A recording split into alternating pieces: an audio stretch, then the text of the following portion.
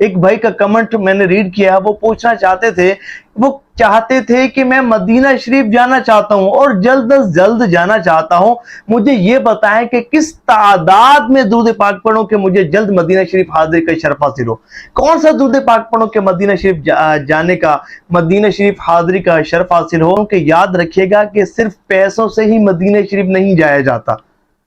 بہت سارے ایسے لوگ اس دنیا میں پائے جاتے ہیں کہ ان کے پاس اسباب نہیں ہوتے، مال و دولت نہیں ہوتی، بیچارے ہینڈ ٹو ماؤتھ ہوتے ہیں، ان کا گزارا بڑی مشکل سے ہو رہا ہوتا ہے۔ ہم دیکھتے ہیں کہ وہ مدینہ شریف چلے گئے، مدینہ شریف حاضری کا ان کو شرف حاصل ہوا، تو ہم حیران ہوتے ہیں اور رشک کرتے ہیں ان کی قسمتوں پر۔ اور کچھ لوگ ایسے ہوتے ہیں کہ جو بہت مالدار لوگ ہوتے ہیں، ان کا مال و دولت، ان کا بینک بیلنس بھرا ہوا ہوتا ہے، کاروبار بہت وسیع ہوتے ہیں اور بہت زیادہ رقبوں کے اور فیکٹریوں کے اور مال و دولت کے مالک ہوتے ہیں، لیکن مدینہ شریف حاضری کا شرف حاصل نہیں ہوتا۔ ایک عاشق رسول کا کہنا ہے کہ میں ایک سیٹھ صاحب کے پاس گیا، فیکٹری تھی ان کی، بہت اچھا کاروبار تھا، بہت اچھا بزنس تھا ان کا، تو میری ان کے ساتھ ملاقات ہوئی، تو میں نے ویسے ہی باتوں میں ان سے پوچھا کہ سیٹھ صاحب ماشاءاللہ آپ کا کاروبار تو بہت زیادہ وسیع ہے اور اللہ تعالیٰ نے آپ کو بڑے مال و دولت سے نوازا ہے، کتنے حج کیے ہیں آپ نے؟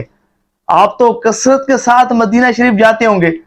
تو سیٹھ صاحب نے کہا کہ یار میں مدینہ شریف نہیں گیا، میں نے کوئی حج نہیں کیا، اس کی وجہ یہ ہے کہ یہ جو اتنا بڑا نظام ہے، یہ جو ہماری فیکٹری ہے، اس کو میرے علاوہ سنبھالنے والا کوئی نہیں ہے۔ اچھا، بات آئی گئی ہو گئی، وہ بھائی کہتے ہیں کہ کچھ دنوں بعد یا کچھ مہینوں بعد میں دوبارہ اس فیکٹری میں گیا تو دیکھا کہ آفس میں سیٹھ صاحب موجود نہیں اور سیٹھ صاحب کی کرسی پر کوئی اور شخص بیٹھا ہوا ہے۔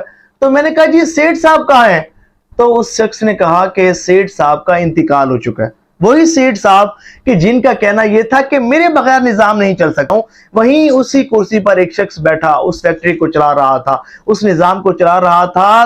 تو یاد رکھے گا کہ مدینہ شریف حاضری کا شرف ہر کسی کو حاصل نہیں ہوتا، ہر کسی کو توفیق نہیں ملتی۔ بہت سارے ایسے لوگ ہوتے ہیں کہ کب کا ان پر حج فرض ہو چکا ہوتا ہے، لیکن وہ غافل ہوتے ہیں، وہ غفلت کی زندگی گزار رہے ہوتے ہیں۔ یاد رکھیے گا کہ حضور نبی پاک علیہ السلام نے ارشاد فرمایا کہ جس کے پاس استطاعت ہو اور اس کے باوجود بھی وہ حج نہ کرے تو بھلے وہ یہودی مرے یا نصرانی۔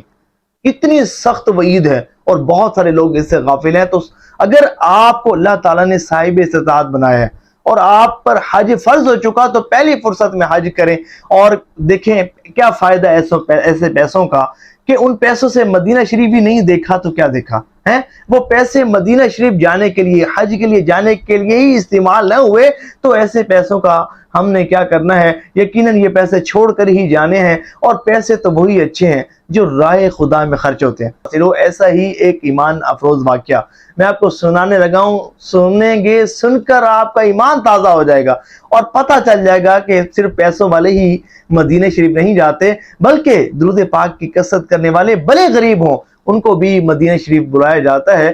میرے لاہور میں ایک بھائی ہیں، دوست ہیں، بلال بھائی، تو انہوں نے مجھے یہ سٹوری سنائی۔ انہوں نے بتایا کہ لاہور میں ایک ہسبینڈ وائف میاں بیوی رہتے تھے، ان کی دیرینہ آرزو تھی کہ انہیں مدینہ شریف حاضری کا شرف حاصل ہو، لیکن بیچارے غریب آدمی تھے، غریب لوگ تھے، ان کا گزارا بھی بڑی مشکل سے ہوتا تھا، لیکن آرزو تھی، چاہت تھی، تمنا تھی کہ مدینہ شریف حاضری کا شرف حاصل ہو۔ تو اس مقصد کے حصول کے لیے انہوں نے پیسے جمع کرنا شروع کر دیے۔ اب تھے تو غریب آدمی، کتنا پیسہ جمع کر سکتے ہوں گے؟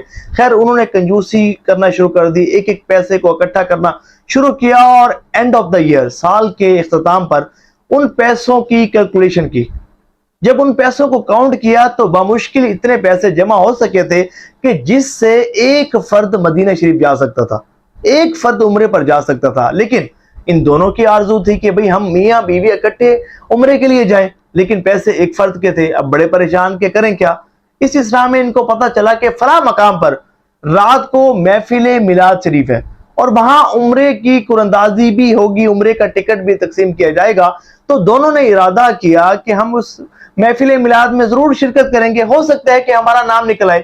اچھا، ان محفل والوں کی ایک شرط یہ تھی، ان کا یہ کہنا تھا، انہوں نے یہ شرط رکھی تھی کہ جس کا بھی قراندازی میں نام نکلے گا اس وقت اس کا محفل میں موجود ہونا ضروری ہے وگرنہ اس کو ٹکٹ نہیں دیا جائے گا۔ خیر دونوں اس محفل میں شریک ہوئے، وہ محفل بہت رات دیر تک جاری رہی۔ تو اس شخص کی بیوی بیچاری تھکی ہوئی تھی دن بھر کام کاج سے، یہ جو بھی تھا معاملہ، تو وہ گھر کو واپس لوٹ گئی اس سوچ کے ساتھ کہ بھئی اتنی مخلوق خدا جمع ہے، میرا نام تھوڑی نہ نکلنا ہے۔ تو اتنی دیر ہو گئی تو وہ بیچاری جو ہے وہ چلی گئی۔ تو قرآندازی کا وقت 4 بجے شروع ہوتا ہے، قرآندازی کے لیے پرچی اٹھائی جاتی ہے اور جب اناؤنسمنٹ کی جاتی ہے تو اسی شخص کی بیوی کا نام نکل آتا ہے جو کہ محفل سے چلی گئی تھی۔ اب جناب وہ پکارا جاتا ہے کہ وہ کہاں ہے، تو وہ ہوتی تو جواب دیتی، تو اس خاتون کا شوہر کھڑا ہوتا ہے اور کہتا ہے جی یہ میری بیوی کا نام نکلا ہے اور وہ گھر چلی گئی ہے، میں موجود ہوں، اب اگر آپ کہیں تو میں بیوی کو گھر سے بلا لاتا ہوں۔ تو محفل والوں نے کہا کہ بھئی آپ کو پتہ نہیں کہ ہم نے کہا تھا کہ جس کا قرآندازی میں نام نکلے گا اس کا محفل میں موجود ہونا ضروری ہے، لہٰذا قرآندازی دوبارہ ہوگی۔ وہاں موقع پر موجود سب لوگ یہی کہنے لگے کہ قرآندازی دوبارہ ہوگی۔ تو اس عاشق رسول نے، اس عاشق درود نے منت سماجت کی اور کہا کہ بھائی مہربانی کرو، ہم آئے اسی لیے تھے کہ ہمارا نام نکلے، ہمارا نام نکل آیا ہے، مہربانی کرو میں اپنی بیوی کو بلا لیتا ہوں، ہمیں عمرے کا ٹکٹ دو۔ تو انہوں نے کہا کہ معذرت قرآندازی دوبارہ ہوگی۔ خیر قرآندازی دوبارہ ہوئی۔ جب قرآندازی دوبارہ ہوئی تو سن کر آپ حیران رہ جائیں گے کہ جب دوسری مرتبہ نام نکلا تو اسی عاشق رسول کا نام نکلا، کہ جس کا پہلے بیوی کا نام نکلا تھا اب اس کے شوہر کا نام نکلا، اسی عاشق رسول کا نام نکلا۔ تو لوگ بڑے حیران ہوئے، بڑی حیرت انگیز نگاہوں سے اسے دیکھنے لگے اور پوچھنے لگے کہ بھائی کون سا وظیفہ پڑھتے ہو، کیا کرتے ہو کہ بھئی آپ لوگ اتنا بڑا مجمع ہے اور پہلے آپ کی بیوی کا نام نکلا، اب آپ کا نام نکلا، کرتے کیا ہو، کون سا وظیفہ پڑھتے ہو؟ تو اس نے کہا کہ بھئی ہم درود پاک پڑھتے ہیں، ہم درود پاک کا وظیفہ پڑھتے ہیں اور ہم دونوں میاں بیوی عمرے کے لیے جانا چاہتے تھے، لیکن ایک عمرے کے پیسے ہمارے پاس تھے، ایک ٹکٹ کے پیسے ہمارے پاس تھے، ہم یہاں آئے ہی اسی نیت کے ساتھ تھے کہ شاید کرم ہو جائے اور ہمارا نام نکلے۔ اے عاشق رسول، اگر آپ بھی چاہتے ہیں نا کہ آپ کو مدینہ شریف حاضری کا شرف حاصل ہو، اہتمام کے ساتھ، توجہ کے ساتھ، خوش و خضوع کے ساتھ کثرت سے درود پاک پڑھیں، اور اگر آپ کو بھی درود پاک کی کثرت کرنے کی برکت سے مدینہ شریف حاضری کا شرف حاصل ہوا ہو تو آپ مجھے کمنٹس میں بتا سکتے ہیں اور واٹس ایپ نمبر دے رہا ہوں، اپنی سٹوری شیئر کر سکتے ہیں، انشاءاللہ آپ کی سٹوری پر بھی ویڈیو بنائی جائے گی۔ اللہ تعالی ہم سب کو بادب مدینہ شریف حاضری کا شرف نصیب فرمائے اور ثواب کی نیت سے اس ویڈیو کو شیئر ضرور کیجیے گا۔